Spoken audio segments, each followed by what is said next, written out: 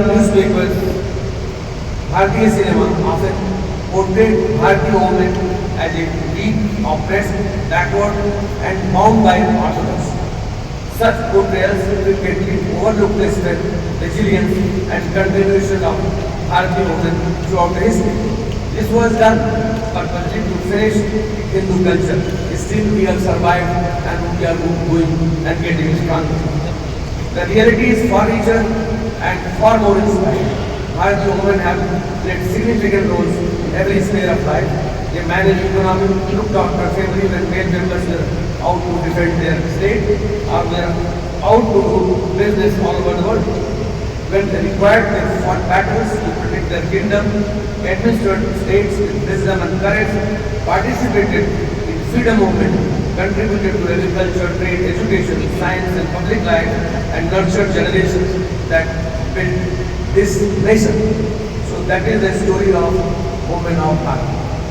Action of this government is to let people know our rich past and get inspiration from them rather than have a guilt of being part of orthodox civilization.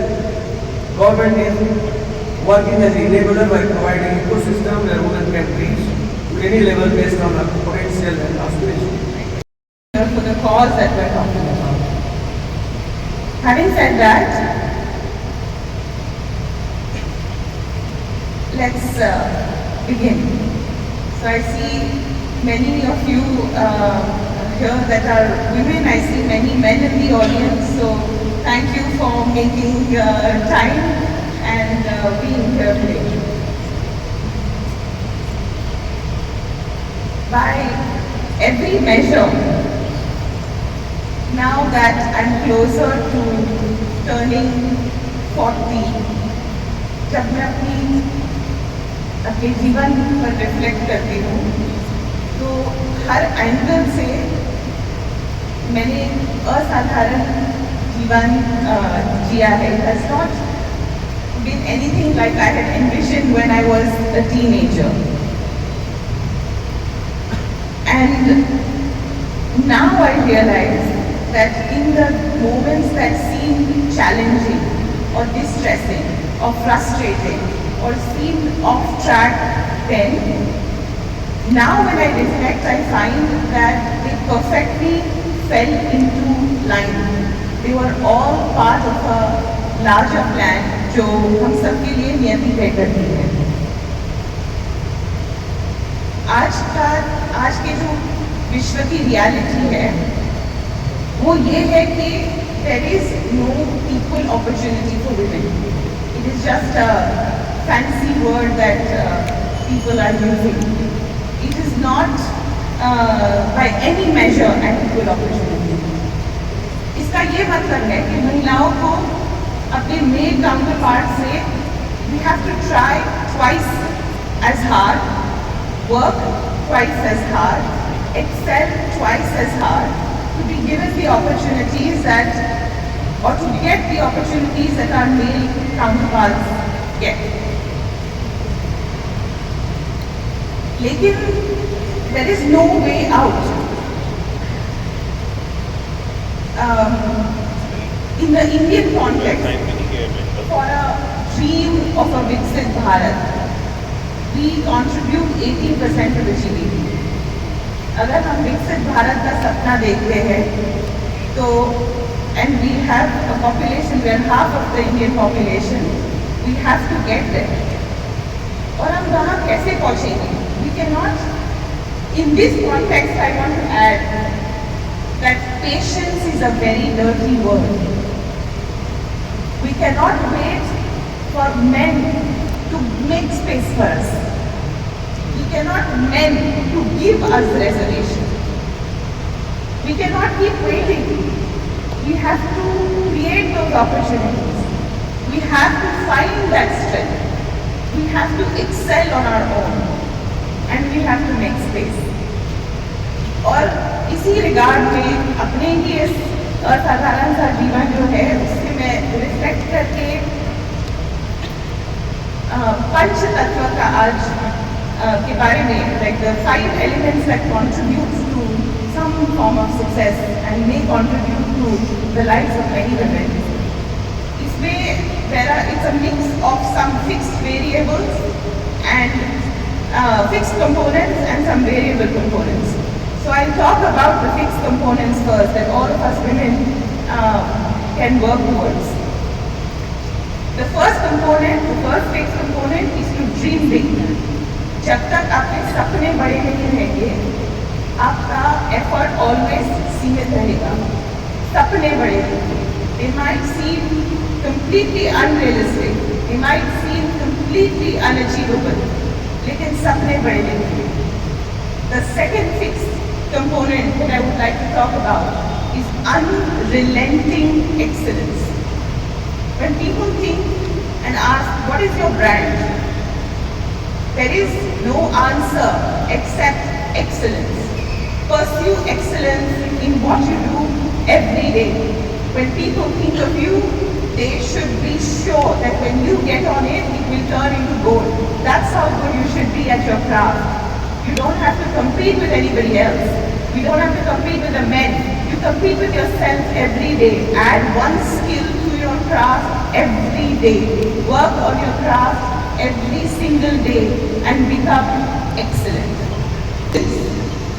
आप जिस क्षेत्र में काम करते हैं, उस क्षेत्र के बारे में हर बड़ी और छोटी डिटेल आपको पता होनी चाहिए. इस क्षेत्र में कौन है, क्या काम करते हैं, उनके रिश्ते क्या है, वो क्या अचीव कर सकते हैं, वो क्या सोचते हैं, वो एक दूसरे से कैसे इंटरैक्ट करते हैं. आपके क्षेत्र में हर चीज के बारे में आपको हर समय खबर होनी चाहिए. Vigilance is extremely important as a fixed component. And now I will club the two variable components, and that is divine intervention and a higher purpose. And this is where things get interesting. क्योंकि हमने सिर्फ इस भारत भूमि पर जन्म लेकर we have already achieved half our battle. By being born on this land, you already won half the battle. सबको सुन रहे थे. मैं आप सबका बहुत ज़्यादा लंबा वक्त नहीं होगी. मेरा नाम रूबल नागी है और मेरी इंट्रोडक्शन भी बहुत साधारण सिंपल है. मैं जम्मू कश्मीर के एक छोटे से गांव में पैदा हुई हूँ जिसका नाम दिल्ली है. मेरे पिताजी फौज में थे, तो आप सब जानते हैं फौजियों की हर 2 साल में पोस्टिंग हो जाती है, एक शहर से दूसरे स्टेट से दूसरे से दूसरे. एंड कहीं ना कहीं वो एक बहुत बड़ा इंस्पिरेशन लर्निंग लेसन मेरी लाइफ का रहा है. क्योंकि आप देखिए, Bharat, India is the only country which is so diverse. मैं हमेशा कहती हूँ, आप एक स्टेट से दूसरी स्टेट में जाते हैं तो ऐसा लगता है एक नई कंट्री में आते हैं. वहाँ का रहन सहन, खाना, उनके कल्चर, सेलिब्रेशन सब इतना वर्सेटाइल है कि आप खुद में इतनी चीज़ें एक साथ सीख सकते हैं. तो मेरा जो बचपन रहा, देश के अलग अलग कोनों में जाना, गाँव में ही ज़्यादा जाए, हम लोग ज़्यादा रहेंगे. मुझे आज भी याद है जब मेरे पिताजी की पोस्टिंग कर्नाटका से कलकत्ता में थी, कोलकाता में, तो वो बहुत दुखी थे क्योंकि मेरे दोनों बड़े भाई साउथ में पढ़ रहे थे. और मैं स्कूल से घर आई और मैंने अपने पिताजी को फ़ोन पे देखा किसी से बात करते हुए कि सर कैसा हो सकता है कि मुझे साउथ में ही किसी जॉब पोस्टिंग मिल जाए, मेरे दोनों बेटे यहाँ. मैं पिताजी को ऐसे करती हूँ, क्यों ऐसा क्यों कर रहे हैं आप? इतने सालों के बाद हम एक मेट्रो सिटी में जा रहे हैं और आप वो भी नहीं जाना चाहते, आपके बेटे बड़े हैं, वो हैंडल कर लेंगे. ऊपर वाला आपकी लाइफ में हर चीज़ प्लान करता है, ये मेरा मानना है. आपको सिर्फ हार्ड वर्क करना है और बहुत हम्बल लाइफ रहना है. तो कलकत्ता की पोस्टिंग हो गई और जब मैं शांति निकेतन गई तो कहीं ना कहीं वही वक्त वैसा था जहाँ पे मेरी आर्ट क्रिएटिविटी की जर्नी शुरू हुई. I am big fan of Rabindranath Tagore. उनकी जो थॉट प्रोसेस, सिंपलिसिटी, साधारण जीवन, साधारण तरीके से काम करना, मैं उसको बहुत बड़ी फैन हूँ. और वहीं से मेरी क्रिएटिविटी और आर्ट की जर्नी शुरू हुई. मैं 19 साल की थी तब मैं मुंबई आ गई. मेरे हस्बैंड मुंबई गए और एग्जिबिशंस की बहुत सारी आर्टवर्क्स किए, म्यूरल्स किए. आपने सुना कि उन्होंने कहा 150 exhibition world wide and did so many murals, travel across the world with art. पर कहीं ना कहीं कहते हैं ना, जब आपको बच्चों से प्यार हो, जो मुझे 5% भी जानते हैं उनको पता है कि रूबल नागी को बच्चों से बहुत प्यार है. और जब मैं खुद बच्ची थी मैं ऊपर वाले से हमेशा ये कहती थी, भगवान मुझे जिस भी करियर में आप डालेंगे, लेकिन मुझे बच्चों से जोड़े रखें। और आज शायद वो बोलते हैं ना भगवान बच्चों की सुन लेते हैं, तो शायद कहीं ना कहीं महादेव ने मेरी बात वो टाइम पे सुन ली। और आज मैं क्या कहूँगी, 100 बच्चे, 1000 बच्चे, लाखों बच्चे, today we take almost 1.5 million kids to school. तो बोलते ना, आपकी जो प्रार्थना की सच्चे मन से आपने की थी, तो वो कहीं ना कहीं ऊपर वाले ने पूरी कर दी। क्योंकि मेरा मानना है कि हर बच्चे का हक है शिक्षा पे। Every child has the right to education and to reach school, and this is the best gift you can give to a child.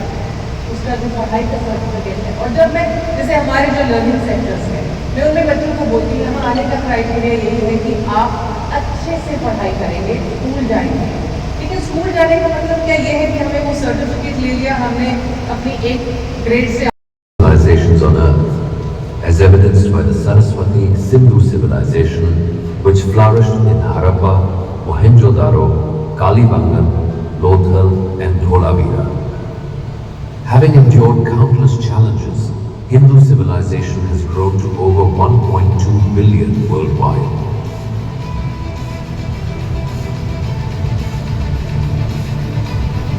Drawing on their rich heritage, modern Hindus contribute significantly to global progress, fostering harmony, peace, and prosperity.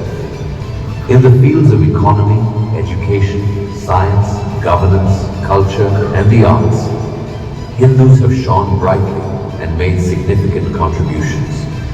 The World Hindu Congress is a unique platform which unites Hindu leaders, achievers, activists, and influencers globally, offering opportunities to discuss and address issues of strategic significance. The inaugural World Hindu Congress was held in New Delhi in 2014 under the theme Sanghachadvam Sampadadvam, bringing together 1,800 delegates from 53 countries. I always describe we Tibetan are channel of ancient Indian Guru. So now I think I myself is a may claim. Now here I am good Hindu. An invincible Hindu, a fearless Hindu. अच्छा पक्का सच्चा हिंदू बनकर संगठित होकर हम दुनिया के हित में अपनी एकाग्र बुद्धि करके केवल देखेंगे तो काम हो जाएगा। Most wonderful group of participants, teachers, media people, educators. I don't think there has been a comparable group together in any one place in the world at any time, at least not in this century. The World Hindu Congress 2018, held in Chicago with the theme Sumantrite Suvikrante, brought together. आज जो programme इन्होंने organise किया है Hindu economic forum ने, बहुत ही Hindu women's programme focused on Hindu women from Sankalp to Samriddhi. ये बहुत ही इम्पोर्टेंट कॉज है, क्योंकि हम जिस दौर में रह रहे हैं, आज हम विकसित भारत का जो सपना देखते हैं, तो we are 50% women are 50% of the population, और अब हमारा कंट्रीब्यूशन जीडीपी में सिर्फ 18% है। तो जब तक हमारा जो महिलाओं का कंट्रीब्यूशन 50% नहीं बढ़ता जीडीपी में, तो हम विकसित भारत का सपना नहीं देख सकते। और this is such an urgent time कि हम रुक नहीं सकते कि कोई और हमारे लिए जगह बनाए, कि हमारे लिए हमें कोई रिजर्वेशन दे या हमारे लिए कोई जगह बनाए। तो we have to, Hindu women have to work twice as hard and try twice as hard and carve that space for themselves, ताकि हम वो जो हमारे आदरणीय प्रधानमंत्री जी है उनका विकसित भारत का सपना पूरा कर सके, जो आज पूरे देश का सपना है। जैसे कहा जाता है कि नारी शक्ति जहाँ पर ऊपर जाती है तो वो कार्य अधूरा नहीं रहता है, विजय की ओर ही जाता है और विजय निश्चित होता है।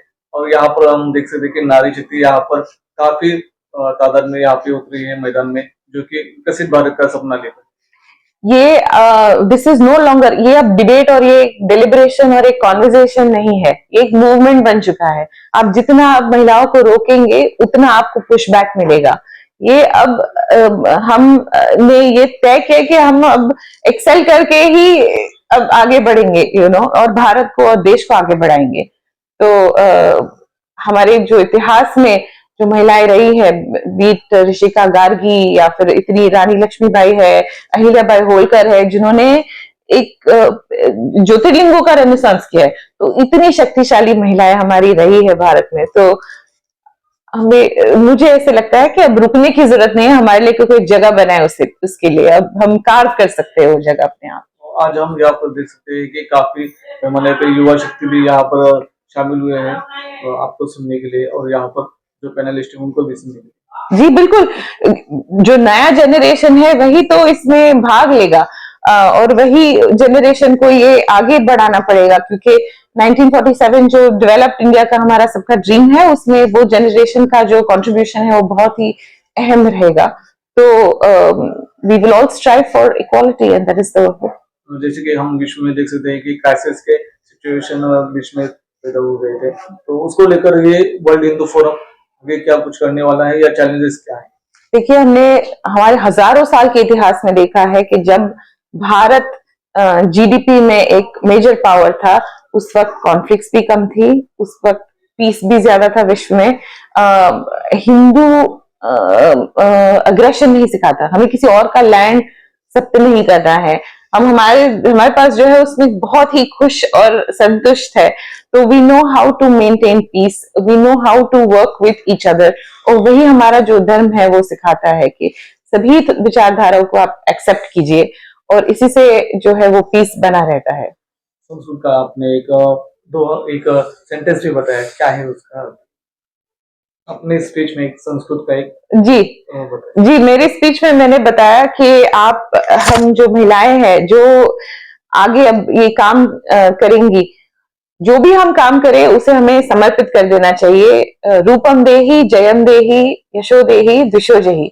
मैंने ये अपने स्पीच में भी कहा कि हमने जो भारत भूमि पे जन्म लिया ना, you have fought and achieve 50% of the battle. इस भूमि पे ही जन्म लेकर हम ऑलरेडी एक शक्ति से जुड़ चुके हैं। ये भूमि को ऑटोमेटिक जो प्रोटेक्शन मिला है जियोग्राफिक, वो हमें भी अपने हम जो बच्चे हैं इस भूमि के, हमें मिलता है। और हम जो भी कार्य करें इस भूमि के लिए, इस विचार से करें कि रूपम देहि, जो भी हमारी जो रूप हो वो हम ये भूमि जो माँ है हमारी, उसकी ही परछाई बनी रहे। सो रूपम देहि जयम देहि, हमें जो भी हमारे कार्य में जय मिले वो भी इस भूमि को समर्पित हो, और यश जो हमारी यश कीर्ति बढ़े वो भी इस भूमि की ही यश और कीर्ति बढ़े। और जिस ये प्रोसेस में ये जो भी बाधाएं आए उसे बस जो ये पावर है उसे वो बाधाएं एलिमिनेट करे, वही उसका मीनिंग। आज के हालात मुझे तो बहुत अच्छे लगते हैं, और मैं पॉजिटिव सोचने वालों में से हूँ, और मुझे ऐसा लगता है कि अच्छा हो रहा है, आगे भी बहुत अच्छा होगा। और हम सब भारतीयों का जो सपना है विकसित भारत का, वो डेफिनेटली पूरा होते हुए दिख रहा है, और हम सबको उसमें जुड़े रहना है। केवल पुरुषों को नहीं, महिलाओं को भी इक्वल योगदान उसमें देना है। और आज आई थिंक भारत की बेटी ने हमें सिर्फ अपने देश में ही नहीं, विश्व के अलग अलग प्लेटफॉर्म पे गौरवान्वित किया है और आगे बढ़ रही हैं। और एम्पावरमेंट महिलाओं में सही मायने में तभी आती है जब उनके पास फाइनेंशियल इंडिपेंडेंस होती है। केवल कह देने से कि हम महिलाओं को सशक्त कर रहे हैं, वो सशक्त नहीं होती हैं। मैं बहुत कम एडवोकेसी को फॉलो करती हूँ, 20 से 25%, बट 80% ग्राउंड वर्क करना भी जरूरी है। अगर आप कुछ नई स्कीम्स, कुछ नए आइडियाज, इनिशिएटिव्स लॉन्च करते हैं और वो अगर हमारी महिलाओं तक, बेटियों तक पहुंचते ही नहीं है, तो कहीं ना कहीं उनका जो इंपॉर्टेंस है वो किसी काम का नहीं है। तो हमें दोनों को एक साथ लेके चलना है, और ज्यादा से ज्यादा लड़कियों को आगे इनिशिएटिव्स, प्लेटफॉर्म्स देने हैं, ताकि वो आगे अपने पैरों पे खड़े होने के एवेन्यूज से जुड़ सकें और सशक्त हो सकें। तो आपने खुद के तजुर्बे भी बताए बचपन से लेकर आज तक, जो कि आपका लाइफस्टाइल या एजुकेशन आज के हालत में, वो कैसे एक्सपीरियंस आप यहाँ पर बयान किए हैं? देखिए, आज एआई का जमाना है। जब मैं स्कूल जाती थी तो हमारे केंद्रीय विद्यालय, आर्मी स्कूल्स में पंखे भी बहुत धीरे धीरे चलते थे। तो जब भी मैं स्कूल्स में, कॉलेजेस में यूथ के साथ, स्टूडेंट्स के साथ कभी भी कोई कॉन्क्लेव में पार्टिसिपेट करती हूँ तो मैं उनको बोलती हूँ कि आज जिस स्तर पे आपकी एजुकेशन का लेवल है वो बहुत ऊंचा है, तो उससे आप मैक्सिमम बेनिफिट जो है उसे लीजिए, उसे नेगेटिविटी में, उसे मेंटल डिप्रेशन में उसमें मत डालिए। आज आपके पास बहुत प्लेटफॉर्म है, आपके पास बहुत सारा एक्सपोजर है, आप उसको यूज करके अपने लिए यूज करिए और आप बढ़ेंगे तो आपका देश बढ़ेगा, आपका देश बढ़ेगा तो आप बढ़ेंगे। तो आई थिंक ये बहुत एक अच्छी प्रोग्रेस है जो इतने सालों में हमने हमारे एजुकेशन सिस्टम में देखा है। एआई का जमाना है, टेक्नोलॉजी का जमाना है, इसलिए हमने भी बहुत सारे डिजिटल क्लासरूम्स और बहुत सारे computer labs far flung area, LOC तक, बॉर्डर एरियाज तक खोले हैं, क्योंकि मेरा मानना है कि कोई भी देश का बच्चा जो दूर दरार एरिया में रहता है वो कहीं ना कहीं शिक्षा से छूटना नहीं चाहिए। और जिस सड़क पे, जिस रोड पे आज विश्व चल रहा है, हमारे बच्चे उससे पीछे क्यों रह जाएं। So I think this is a great opportunity and great time for all the students of India to learn and get the exposure that they are getting.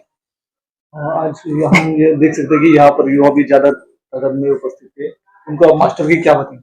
देखिए, मैंने अभी जब मैं बाहर थी तो बहुत सारे यंग महिलाओं से, बहुत सारे युवाओं से मैं बात कर रही थी, तो आज कोई सबने मुझे अपने कार्ड दिए, बताया मैम हम ये स्टार्टअप कर रहे हैं, हम ये यहाँ कर रहे हैं, हम लॉयर हैं। सो देखिए, कहीं ना कहीं जो भी आपसे आके मिल रहा है एक बहुत सॉलिड प्रोफेशन के बारे में बता रहे हैं, बी इट अ जॉब और you are in a business और you are trying to do a startup. मैं हमेशा कहती हूँ कि युवा कहते हैं मैम जॉब्स नहीं है, पर आप सबको जॉब्स ही केवल करनी क्यों है? क्या आप एक एंटरप्रेन्योर नहीं बनना चाहेंगे? क्या आप एक बिजनेसमैन या बिजनेस वुमन नहीं बनना चाहेंगे? क्या आज स्टार्टअप्स की इतने सारे अपॉर्चुनिटीज युवाओं के पास है? क्या आप एक नया स्टार्टअप करके अपने आगे 50 लोगों को एम्प्लॉयमेंट नहीं देना चाहेंगे? तो आई थिंक करने के लिए बहुत कुछ है, हमें अपना माइंडसेट कहीं ना कहीं चेंज करने की जरूरत है कि आप सेटल तब ही नहीं होते खाली जब आपके पास जॉब है। There is so much more you can do, you have so many facilities, so much exposure today than what we had 35-40 years back. तो आई थिंक आज हर युवा को उसका एडवांटेज लेना चाहिए, उसको यूज करके अपने आप को आगे बढ़ाना चाहिए। Thank you so much.